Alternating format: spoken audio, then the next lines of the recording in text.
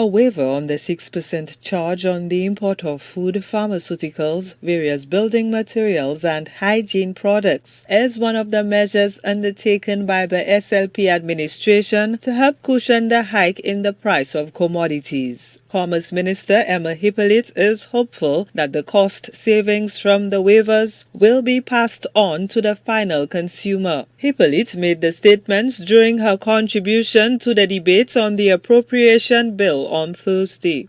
My government understands the impact that COVID-19 has had on households, especially single-parent households. Therefore, Mr. Speaker, while we continue our discussions on how to provide some long-term relief that is impactful, my government will move post-haste in assessing an interim measure whereby customs service charges will be suspended on imports of basic commodities. Mr. Speaker, my government is exploring the suspension of the customs service charge taxes on all pharmaceuticals, because we all know that medicine is critical, as this government considers the health of our citizens as a major priority. Furthermore, considering the plight of the average citizen for adequate housing, Mr. Speaker, we are exploring the possibility of waiving the customs service charge on selected building materials, including lumber, cement, and plywood. The government is also mulling removing the service charge on all basic food items, which are currently price-controlled items. The public may see a reduction in the cost of chicken products under this measure. Only the small tuna fish can is price controlled. To minimize price volatility under this new regime, all tuna fish, large and small, will now be placed under price control, Mr. Speaker.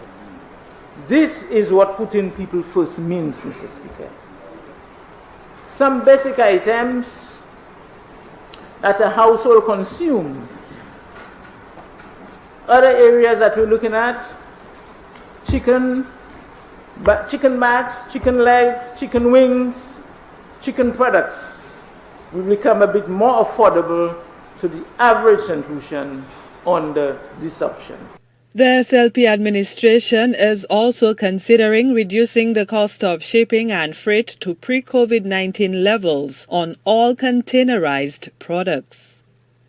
The cost of shipping a 20-foot container from China to St. Lucia, for example, has moved from US $4,000 prior to COVID to now US $14,000, Mr. Speaker.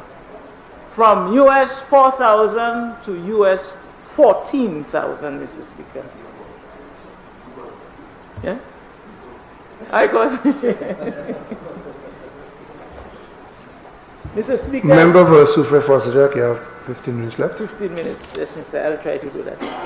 Since the duties on imports are calculated on the CIF value of goods, that is a summation of cost, insurance, and freight, Mr. Speaker, imports are subject to the higher payments of duties on imported goods, which translate to higher prices to consumers.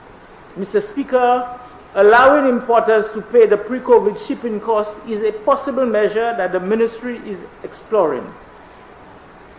This second option, Mr. Speaker, will cost the government an estimated $9.2 million.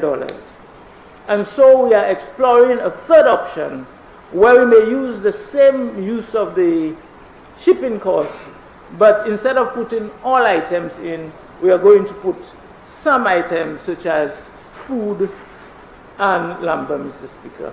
The Commerce Minister says the government will attempt to execute measures under its direct control to help bring relief to consumers in the near future. Some $10 million has been allocated to the Commerce Ministry to carry out its mandate and implement programs during the 2022-2023 fiscal year. Gina Filippi, HTS News Force.